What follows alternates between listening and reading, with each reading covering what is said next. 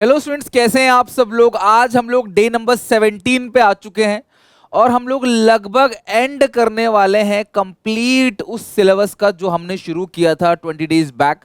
मैंने आप लोगों को प्रॉमिस किया था कि 1 जनवरी से तन मन धन से मैं उन बच्चों के लिए काम करूंगा 20 डेज जो बच्चे कमजोर हैं, जिनको इजी इजी टॉपिक समझ आ जाते हैं। तो मैंने उन इजी टॉपिक की पूरी लिस्ट बनाई। लिस्ट ही नहीं, मैं क्लास में उनको रोज एक एक वीडियो करा भी रहा हूं जो 3-3 नंबर कवर कर रहा हूं, और साथ में इस क्वेश्चन को होमवर्क में भी इसके क्वेश्चन दे रहा हूं इस टॉपिक के, ताकि आप अच्छे से कर लो। और एक टेस्ट भी मैं कंडक्ट करूंगा जो कि यूट्यूब पे लाइव ही होगा। आपको अच्छे से टेस्ट कंडक्ट करना है, मैं उनका आंसर बताऊंगा और हम मैच करेंगे कि आपके कितने क्वेश्चन सही थे, कितने नंबर आपके आए। तो आप मुझे बताना कि अभी आप कहां तक पहुंचे हो। अगर आप डे नंबर 17 देख रहे हो, अटेंडेंस कमेंट सेक्शन में जरूर लगा देना। पूरे तन मन धन से अच्छे से आज एक टॉपिक कवर करेंगे जो 100% आता ही आता है पेपर, यानी क्वेश्चन पेपर में। तो आप ये टॉपिक देखोगे ही देखोगे 100%, और वो है deceased share of profit till the date of death, यानी डेथ ऑफ ए पार्टनर का ये टॉपिक है। जिसकी भी मृत्यु हो जाती है उसको बोलते हैं डिसीज पार्टनर, और जो मृतक है डिसीज पार्टनर है उसका सारा का सारा हिस्सा मिलता है उसके एग्जीक्यूटर को, यानी कि नॉमिनी को, यानी कि लीगल रिप्रेजेंटेटिव को। तो उसको बहुत सारी चीजें मिलती है, लाइक उसके हिस्से की गुडविल, उसके हिस्से की प्रॉफिट। तो आज मैं कुछ ज्यादा बात नहीं करूंगा, सिर्फ डेथ ऑफ ए पार्टनर में जिसकी डेथ हुई है, उसकी डेथ से, मान लो यहां किसी की डेथ होती है, उसकी डेथ से लेकर इसके बाद तो उसने कोई काम ही नहीं किया है, तो प्रॉफिट हम क्या देंगे जहां से साल शुरू हुआ। देखो, पिछले साल के एंड में मान लेते हैं एबीसी 3 पार्टनर्स थे, ठीक है। पिछले साल के एंड में एबीसी ने अपने प्रॉफिट का बंटवारा किया, अपने अपने घर चले गए। यहां से नया साल चालू हुआ, नया बिजनेस चालू हुआ। अब ये 3 महीने बाद, 6 महीने बाद इसकी डेथ हो जाती है। तो काम तो उसने सिर्फ इतना ही किया है, तो इस पीरियड का ही प्रॉफिट हम उसको देंगे, पूरे साल का प्रॉफिट उसको नहीं देंगे। तो जो डिसीज पार्टनर का नॉमिनी होगा, लीगल रिप्रेजेंटेटिव होगा, या एग्जीक्यूटर जिसको हम लोग बोलते हैं वो होगा, उसको हम इतने अमाउंट का, इतने टाइम का प्रॉफिट हम उसको देंगे। तो इस प्रॉफिट की कैलकुलेशन क्या होगी, इस प्रॉफिट की एंट्री क्या होगी, प्रॉफिट किस किस मेथड से निकलता है, सब कुछ हम इस वीडियो में कवर करेंगे। और आपके 3 नंबर आपकी जेब में होंगे। इसको देखने के बाद सारे क्वेश्चंस A to Z यही कराऊंगा, और ये भी कह सकता हूं इतने क्वेश्चन तुमने कर लिए, मोर देन इनफ है। Partnership comes to an end on the death of a partner but firm may continue। भाई ए बी सी की में से मान लो बी की डेथ हो गई तो पुराना पार्टनरशिप खत्म हो गया और नई पार्टनरशिप बनेगी। अब ए और सी के बीच में बिजनेस चलता रहेगा, किसी की डेथ से ये बिजनेस नहीं रुकेगा। With the remaining partner take the share of deceased partner. जो मुनाफा 3 में बढ़ता था अब वो मुनाफा 2 में बढ़ेगा, काम भी ये 2 करेंगे, तीसरे का कॉन्ट्रीब्यूशन है नहीं, उसकी डेथ हो गई। तो भैया अब इस सिचुएशन के अंदर जो भी मान लेते हैं कि ए और बी 2 पार्टनर्स हैं, इनकी रेशियो 3:2, और सी का भी है, मान लो 3:1 है, सी की मान लो डेथ हो गई 1/6। तो भैया ये जो 1/6 है इसको ले कौन लेगा, ए और बी, सी की तो डेथ हो गई, तो वो किस रेशियो मिलेंगे, 3:2 मिलेंगे। यही न्यू रेशियो होती है और यही गेनिंग रेशियो भी होती है, आपने पढ़ भी रखा है। सेम वही चीज आपने पढ़ रखा है रिटायरमेंट के अंदर भी, जो जा रहा है उसको छुपा लो, जो बचा वही न्यू रेशियो, वही गेनिंग रेशियो। तो ये लाइन वही लिखी है कि जो भी रिमेनिंग पार्टनर है वो उसका हिस्सा ले लेंगे अपनी ही ओरिजिनल रेशियो के अंदर, वही न्यू रेशियो कहलाती है, वही गेनिंग रेशियो कहलाती है। खैर, हमें प्रॉफिट का ट्रीटमेंट सीखना है, बट क्योंकि मैं आपको और स्ट्रॉन्ग करना चाहता हूं और ये बहुत आसान भी हमने पहले ही पढ़ रखा है, तो मैं गुडविल का ट्रीटमेंट भी लगे हाथ बता रहा हूं कि अब तक किसी क्वेश्चन में गुडविल प्रॉफिट दोनों आ जाए। तो अगर बैलेंस शीट के अंदर कोई गुडविल है, एग्जिस्टिंग गुडविल, तो it will be return of in old profit sharing ratio. आप सबको पता है, change in PSR, admission, retirement, death, आपने मेरे मुंह से कई बार चीज सुनी होगी कि बैलेंस शीट के अंदर जो गुडविल होती है उसको हम राइट ऑफ करते हैं ओल्ड रेशियो के अंदर, जिसकी एंट्री होती है old partners capital account debit to goodwill account in old ratio. Old partners capital account debit to goodwill, जो भी पुराने पार्टनर्स हैं, ऑब्वियसली रिटायरमेंट में, डेथ में सारे ही पुराने पार्टनर्स हैं, तीनों के तीन, एक छोड़ के जा रहा है तो बाकी बच्चे पार्टनर रिमेनिंग पार्टनर है, तो मैंने ऑल लिखा है, ऑल, ठीक है, ऑल या ओल्ड लिखो, ऑल या old partners capital account debit to goodwill, ये ओल्ड रेशियो में आता है। और जो गुडविल एडिशनल पॉइंट में है उसकी एंट्री रिटायरमेंट में करते थे रिमेनिंग टू रिटायरिंग, डेथ में करेंगे रिमेनिंग टू डिसीज, और जो रिमेनिंग है उनको गेनिंग भी कह सकते हो, गेनिंग टू डिसीज, जो गेन कर रहे हैं डेबिट, जिसकी मृत्यु हो रही है वो क्रेडिट। लाइक सी की डेथ हो गई तो A B to C, B की डेथ हो गई तो ए सी टू बी, ए की डेथ हो गई तो बी सी टू ए, ठीक है।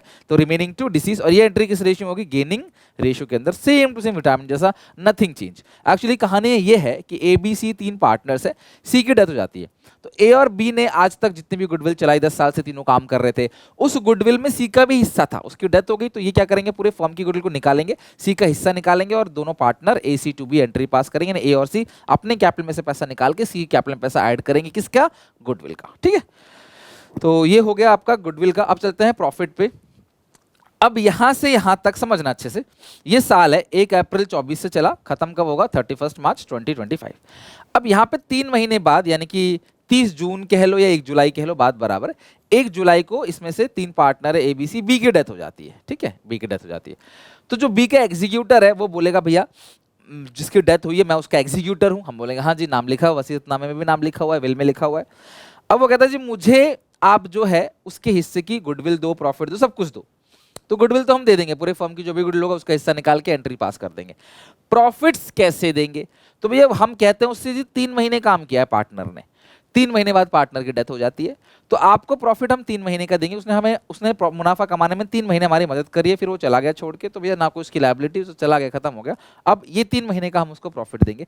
इस 3 महीने के प्रॉफिट को हम कैसे कैलकुलेट करेंगे वो सवाल है। ठीक है, तो इस 3 महीने के प्रॉफिट को हम कैसे कैलकुलेट करेंगे वो हम सीखेंगे। 3 मेथड होते हैं प्रॉफिट को कैलकुलेट करने के। ठीक है, सबसे पहला हम बोलेंगे भाई जो पिछले साल का प्रॉफिट है हम मान लेते हैं इस साल भी वही प्रॉफिट होगा। जो पिछले साल का प्रॉफिट है, ठीक है, मान लो प्रीवियस ईयर का प्रॉफिट जो भी है वो मानेंगे हम इस साल का वही प्रॉफिट है, इनटू शेयर, जो भी शेयर है डिसीज पार्टनर का वो निकाल लो, है ना। ये पूरे फर्म का प्रॉफिट है, मान लेते हैं पिछले साल 10 लाख का प्रॉफिट हुआ, तो हम अज्यूम करेंगे इस साल 10 लाख का होता और आपका हिस्सा निकालेंगे। और 3 महीने काम किया तो 3 महीने का, 4 महीने काम किया 4 महीने का, 5 महीने काम किया 5 महीने का, जितने भी महीने काम किया उतने महीने का निकाल के दे देंगे। सर अगर डेथ किसी पर्टिकुलर डेट को होगी, 17 अगस्त को, 15 जुलाई को, 25 तारीख को डेथ होगी, तो फिर डेज कैलकुलेट करोगे, अप्रैल से लेकर टिल द डेट जितने भी डेट, और डेथ ऑफ डेट भी कैलकुलेट करोगे, जिस दिन डेथ हुई वो भी कैलकुलेट होगा। मान लो 47 डेज हो गए अपॉन 365 करोगे, फिर आप मतलब मंथ में आया तो मंथ बाई 12, डेज में आया तो डेज बाई 365 आप ये करोगे, तो पूरे फर्म का जो भी profit into share of disease into ये आपको करना ही पड़ेगा। ध्यान रखना, अगर आपको पिछले साल का प्रॉफिट, प्रीवियस ईयर प्रॉफिट जो है, प्रीवियस ईयर के प्रॉफिट के बेसिस पे निकालते हो तो ऐसे निकालोगे। अच्छा ऐसा भी हो सकता है कि लास्ट फ्यू ईयर्स, पिछले 3 साल का, पिछले 4 साल का या 5 साल का जो भी एवरेज प्रॉफिट आया हम मानेंगे वही इस साल का प्रॉफिट है। ये ऑप्शन भी तो हमारे पास है। वो कहता नहीं, जो एग्जीक्यूटर वो कहता नहीं मुझे पिछले साल के बेसिस पे नहीं निकालना, मुझे एवरेज चाहिए, 3 4 5 साल का प्रॉफिट के बेसिस पे मुझे निकालना है। तो कोई बात नहीं, आप जो भी एवरेज प्रॉफिट निकालोगे इनटू जिसकी डेथ हुई है उसका शेयर निकालोगे, और फिर वही जितने दिन काम किया है उतने दिन, 3 4 5 महीना जो भी है, या डेज अपॉन 365, ये कुछ भी ले सकते हो। ऐसा मतलब सर 3 4 5 की का कुछ भी ले सकते हो, मतलब कुल मिलाकर time period upon 12 time period भी लेना पड़ेगा, क्योंकि हम उतने टाइम का ही प्रॉफिट देंगे उसको जितने टाइम उसने हमारे साथ बिजनेस में लग के काम किया है। हम पूरे साल भर का नहीं देने वाले उसको। 3 महीने काम किया 3 महीने देंगे, 6 महीने काम किया 6 महीने देंगे। अच्छा, या तो सेल्स बेसिस पे भी निकाल सकते हैं, this is very very important, और 99% चांस है कि सेल बेसिस ही आए पेपर में 3 मार्कर में। सेल बेसिस में क्या होता है, हमें इस 3 महीने में जितने की सेल हुई है वो सेल दी होती है, 3 महीने में इतने का माल बिका है, उसको हम प्रॉफिट परसेंटेज से मल्टीप्लाई कर देते हैं, तो हमें पता चल जाता है कि वो 3 महीने का प्रॉफिट कितना है। मतलब जब तक वो जिंदा था तब तक हमने माल कितने का बेचा, हमारा मार्जिन कितना है गिवन होगा क्वेश्चन में, तो हमें पता पड़ जाएगा 3 महीने का प्रॉफिट हमारा कितना है। उस 3 महीने के प्रॉफिट में तो तीनों पार्टनर का हिस्सा है, तो हम क्या कर देंगे, शेयर ऑफ डिसीज निकाल लेंगे कि भाई जिसकी डेथ हुई है उसका कितना होगा प्रॉफिट, दैट्स इट, खत्म। वो निकाल के उसको दे देंगे। एंट्री की बात मैं बाद में करूंगा। तो ये 3 तरीके हैं, या तो हम प्रीवियस ईयर का प्रॉफिट ही मान ले इस साल का, या तो हम एवरेज मान ले इस साल का, या हम सेल बेसिस पे कैलकुलेट कर लें। सेल बेसिस पे मैंने मंथ बाय 12 नहीं किया, इन सब में किया, इन दोनों में। क्यों, ऑलरेडी 3 महीने का प्रॉफिट है, दोबारा मंथ बाय 12 थोड़ी करेंगे। ये 3 महीने का है, सारे पार्टनर का है, उसका हिस्सा निकाल के उसको दे दो। ये सारे पार्टनर का साल भर का है, तो उसका हिस्सा भी निकालो, फिर 3 महीने का भी निकालो। आई क्लास बात समझ। तो ये 3 तरीके हैं प्रॉफिट्स को कैलकुलेट करने के। भर भर के क्वेश्चंस की प्रैक्टिस करेंगे इन 3 टॉपिक से, और ये पक्का आता है पेपर में। थोड़ा ये भी मैं आपको समझा दूं कि सर हम क्यों निकाल रहे हैं प्रॉफिट, एक्चुअल क्यों नहीं निकाल रहे। क्योंकि देखो जिसकी डेथ हो जाती है ना, उसका वारिस चाहता है मुझे अभी सब कुछ दिया जाए, मैं साल के एंड तक वेट नहीं करूंगा। आप सबको पता है कि कंपनी के जो फाइनेंशियल स्टेटमेंट्स होते हैं या फर्म के जो फाइनेंशियल स्टेटमेंट्स होते हैं वो साल के एंड में बनते हैं। आप साल के एंड तक रुकना नहीं चाहते तो आपको अभी देना पड़ेगा, तो हमें अंदाजे से ही कैलकुलेट करना पड़ेगा। तो पिछले साल के बेसिस मान लेंगे। मान लो एक टेस्ट हुआ, आप समझना मेरी बात को, क्लास में एक टेस्ट हुआ, उस टेस्ट में एक बच्चा एब्सेंट है, ठीक है। अब टीचर को नंबर तो प्रिंसिपल को सारे बच्चों को देने हैं, लेकिन वो बच्चा एब्सेंट हो गया वैलिड रीजन की वजह से, तो हम उसका दोबारा टेस्ट तो ले नहीं सकते, है ना, इतनी फैसिलिटी तो नहीं स्कूल में दोबारा पूरा टेस्ट कंडक्ट हो, है ना, वो क्वेश्चन पेपर भी वो मांग के पढ़ चुका होगा, तो क्वेश्चन पेपर नया बनाना पड़ेगा, पूरा का पूरा फॉर्मेट नया बनाना पड़ेगा, उसको टेस्ट अलग से देना पड़ेगा। तो इस बेटर स्कूल वाले क्या करते हैं कि जो पिछले टेस्ट में नंबर आए थे हम मानते हैं तुम्हारे वो इस टेस्ट में नंबर आएंगे।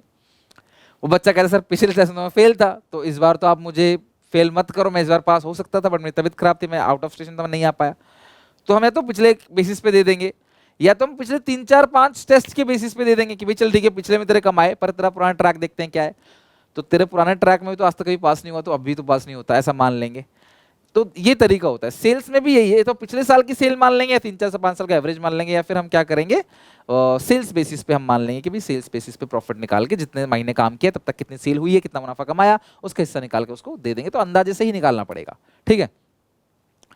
अब कुछ चीजें ऐसी हैं डेथ के अंदर जो पार्टनर्स को एनुअल बेसिस पे दी जाती है, लाइक उसके से गुडविल, बैलेंस शीट में प्रॉफिट लॉस रिजर्व जो भी पड़ा हुआ है, रिवैल्यूएशन गेन लॉस, उसमें क्या होता है पूरे फर्म का जितना भी होता है ना इनटू शेयर निकाल लेते हैं, उठा के दे देते हैं उसको, भाई पूरे फर्म का इतना रिजर्व है, भाई हमने 5 लाख रिजर्व जोड़ रखा है, तुम्हारे 7/5 है, तुम जो है 1 लाख रुपए ले लो अपना घर जाओ सीधा।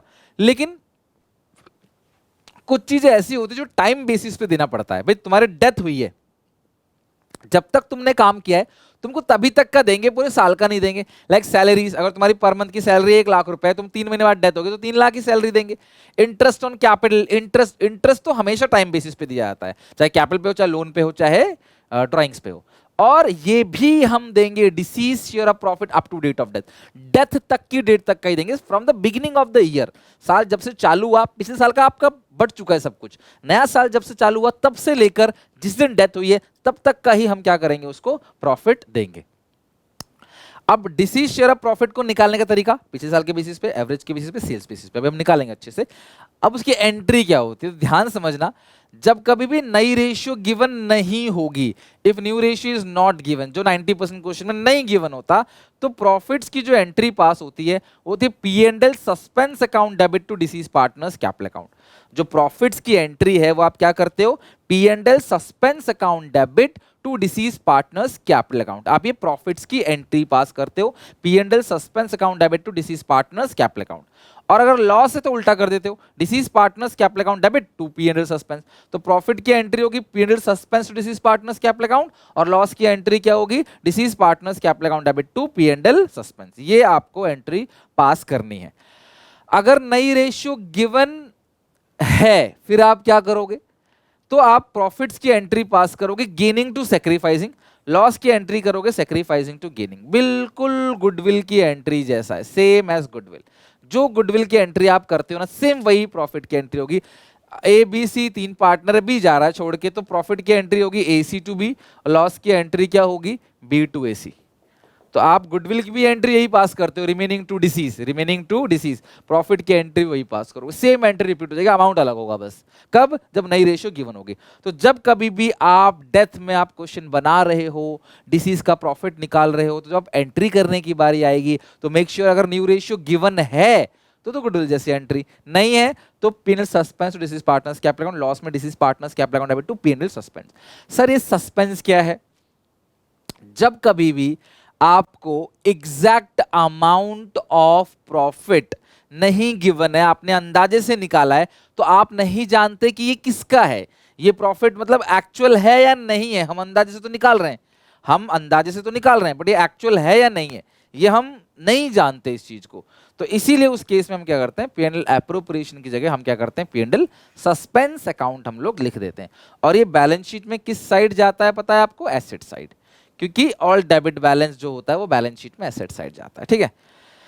लेकिन सर अगर हमने अंदाजे से नहीं निकाला, जिस दिन डेथ हुई है उस दिन हमने क्या किया, प्रॉफिट एंड लॉस अकाउंट बनाया, बैलेंस शीट बनाया, फाइनेंशियल स्टेटमेंट हमने उस डेट को बनाया जिस दिन डेथ हुई है। यानी कि अगर आपको क्वेश्चन में ये दे रखा है कि जिस दिन डेथ हुई है हमने उस दिन फाइनेंशियल स्टेटमेंट्स बनवा लिए अपने चार्ट अकाउंटेंट से, मान लो डेटा लेके जैसे तैसे, तो वो एक्चुअल प्रॉफिट है, फिर अंदाजा तो है नहीं।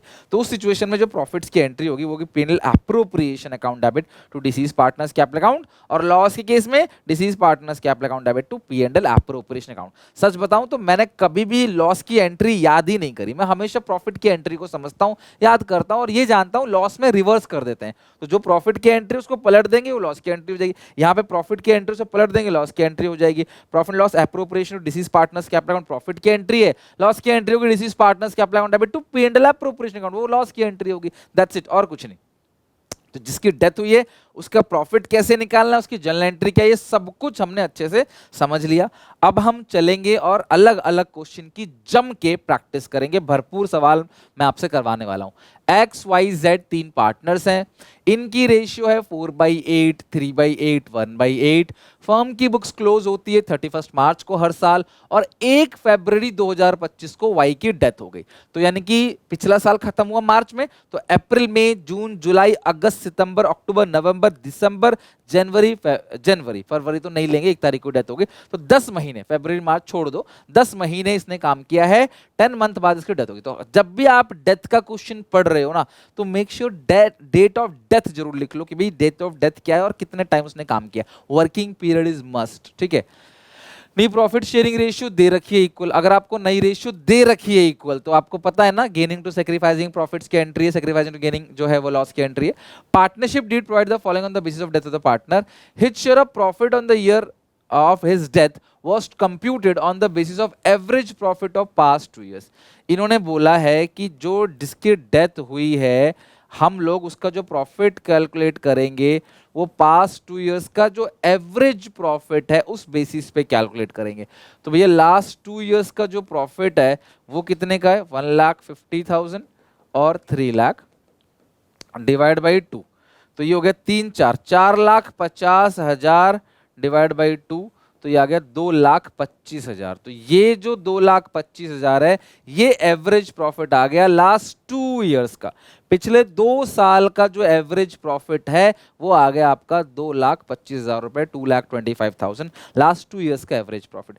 तो हम यही मानेंगे कि ये 2,25,000 ही प्रॉफिट इस साल भी होता। आप जिसकी डेथ हुई है उसका हिस्सा निकाल लो, Y share of profit, Y share of profit. तो वाई का कैसे निकालोगे, 2,25,000 पूरे के पूरे साल का है और पूरे फॉर्म का है, और वाई की डेथ हो गई है तो वाई का हिस्सा है 3/8, और कितने महीने काम किया है, 10/12। तो इससे आप ना वाई का शेयर तो निकाल लोगे इजीली।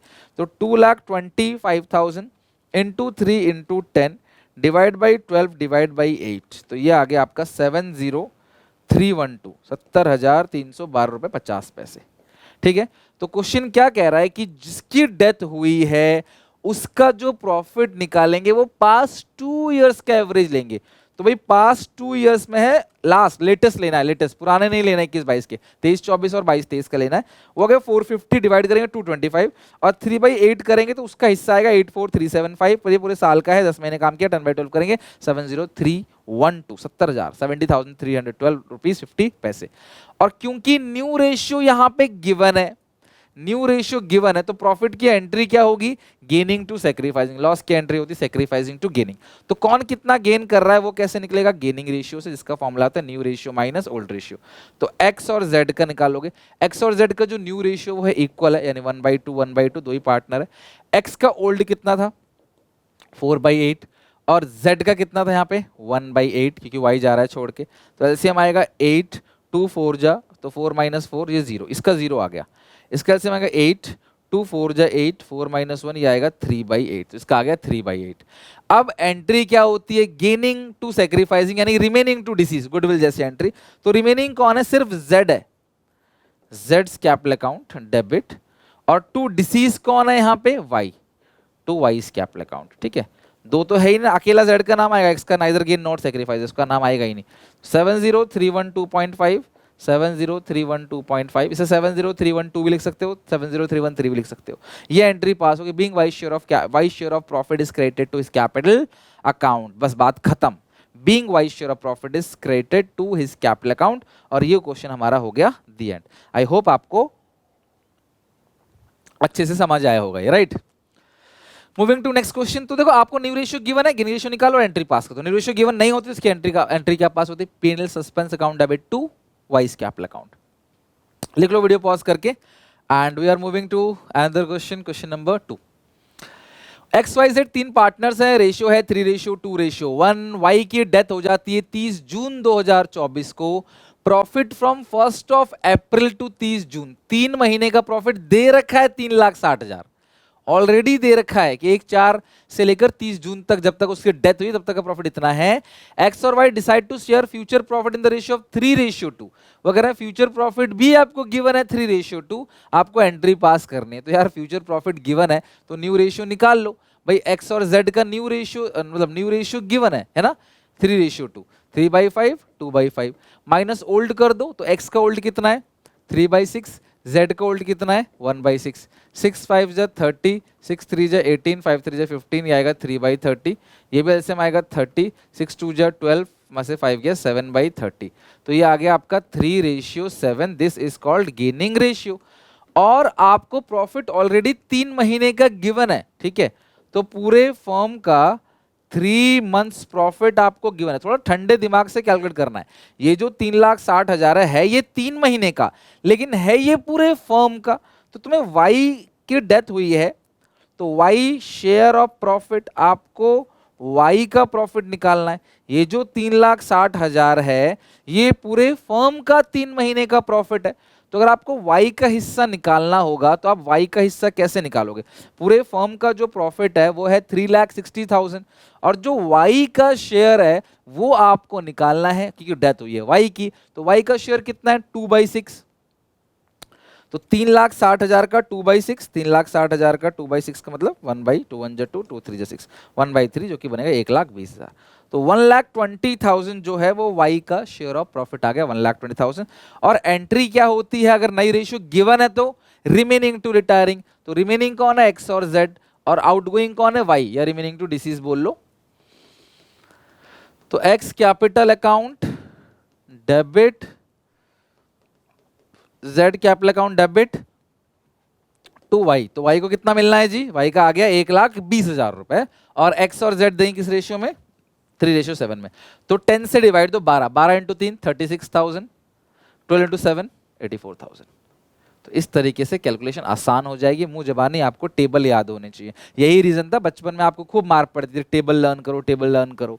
आप सोचते थे क्या काम आएगा टेबल का? यहाँ काम आता है, शार्प रहता है, फटाफट कैलकुलेट करोगे, टाइम बचेगा आपका, पेपर जल्दी हो जाएगा। ठीक है। Being Y's share of profit credited to his capital account, खत्म बात। नरेशन लिख देना फॉर्मेट बना के। एक एंट्री के लिए भी आपको फॉर्मेट बनाना पड़ेगा 4 लाइन का। ठीक है। तो ये हो गया आपका क्वेश्चन, नई रेशियो गिवन थी इसलिए। और चलते हैं, आपको नविता का शेयर ऑफ प्रॉफिट निकालना है, एंट्री कोई पास नहीं करनी। दिनकर नविता वानी 3:2 है। नविता की डेथ हो जाती 30 जून, अप्रैल में जून 3 महीने देखो इसने काम किया है क्योंकि जून भी पूरा काउंट होगा क्योंकि 30 तारीख को, 1 तारीख को डेथ होती है, जून काउंट नहीं करते फिर। Her share of profit for the intervening period was based on the sales during that period. कह रहे हैं कि जिसकी डेथ हुई है उसका जो भी प्रॉफिट निकलेगा ना वो उस साल के सेल्स बेसिस पे निकलेगा। कुल मिला के ये कह रहा है कि सेल्स बेसिस पे प्रॉफिट निकालना है। ठीक है, देखते हैं।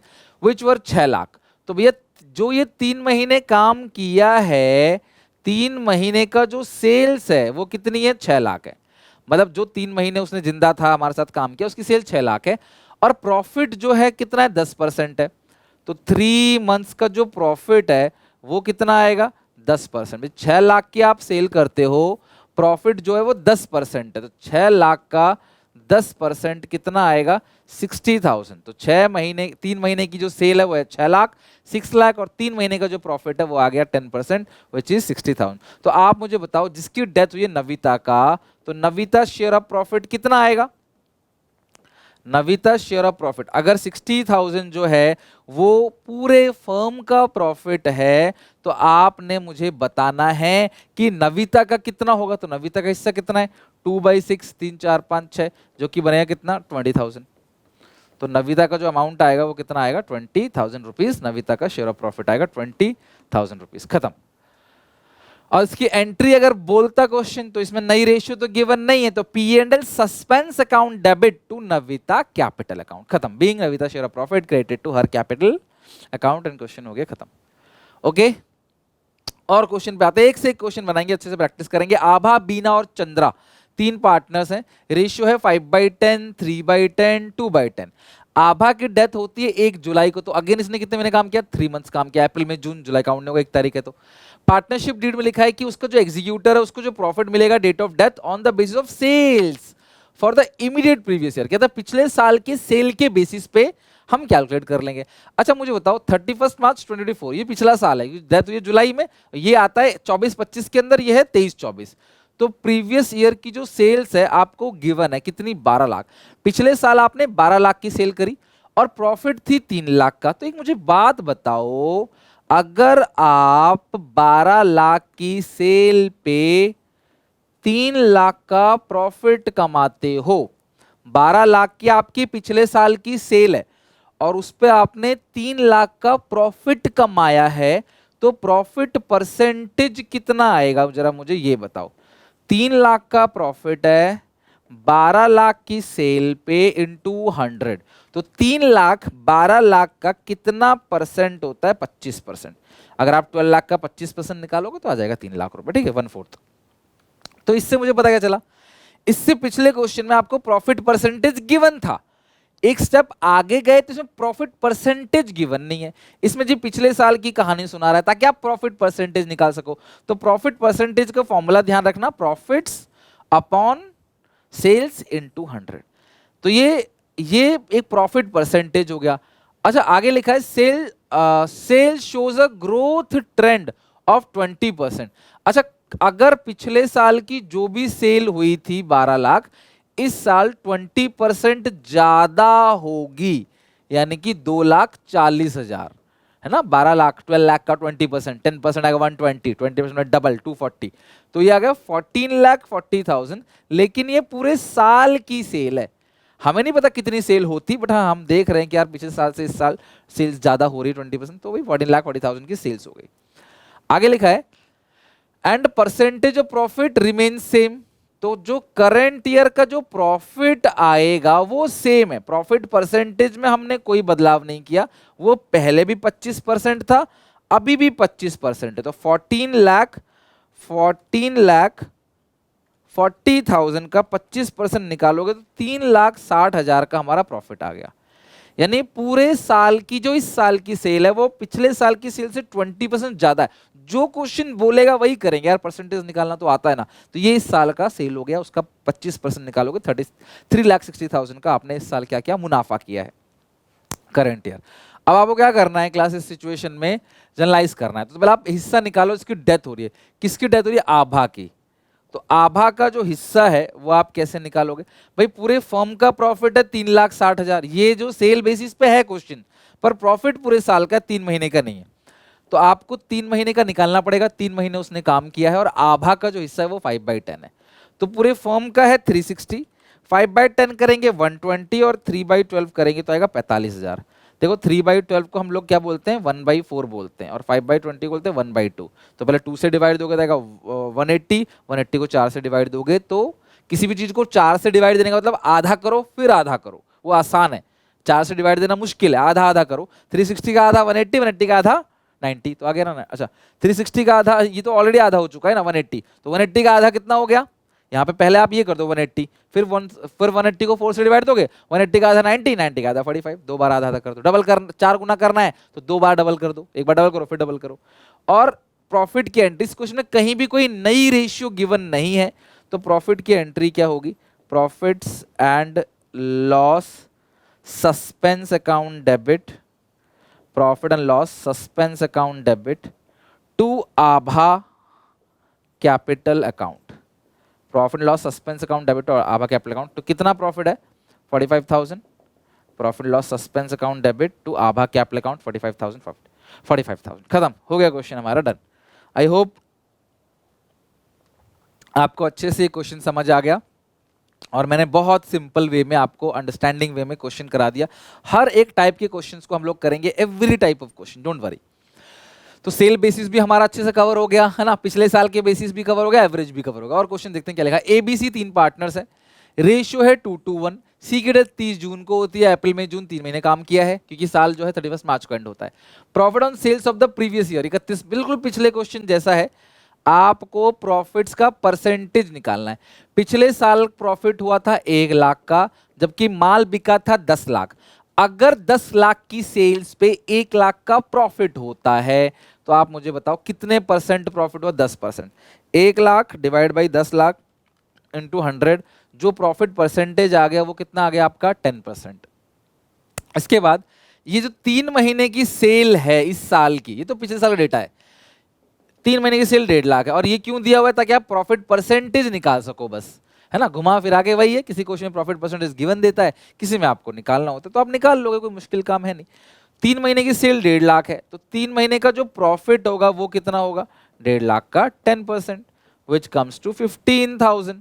तो 10% निकालोगे, 15,000 की जो है वो सेल हो गई। तो आपको कैलकुलेट करना है सी का प्रॉफिट, तो सी का हिस्सा निकाल लो, सी शेयर ऑफ प्रॉफिट्स। तो अगर 15,000 का प्रॉफिट है 3 महीने का पूरे फर्म का, तो आपको सी की डेथ हो रही, सी का हिस्सा निकालना है 1/5। तो कितना आएगा? 3,000। खत्म बात। 15,000 है, 5 से डिवाइड दोगे आ गया 3,000, बात खत्म। आपको और कुछ नहीं निकालना, मंथ बाय 12 नहीं करना, ऑलरेडी ये जो प्रॉफिट है वो 3 महीने का ही है। तो क्वेश्चन को ढंग से सॉल्व करना। अगर प्रॉफिट साल भर का है जैसे पिछले क्वेश्चन में था तो आपने किया, इसमें 3 महीने का है तो ऑलरेडी 3 महीने का, तो क्यों करोगे?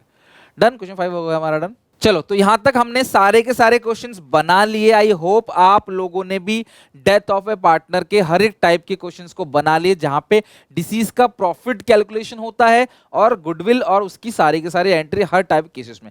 तो यहां तक आप प्रैक्टिस करके आना, जो क्वेश्चन होमवर्क में दिया उनको ही बना लेना। मिलते हैं नेक्स्ट वीडियो में, till then take care, bye bye.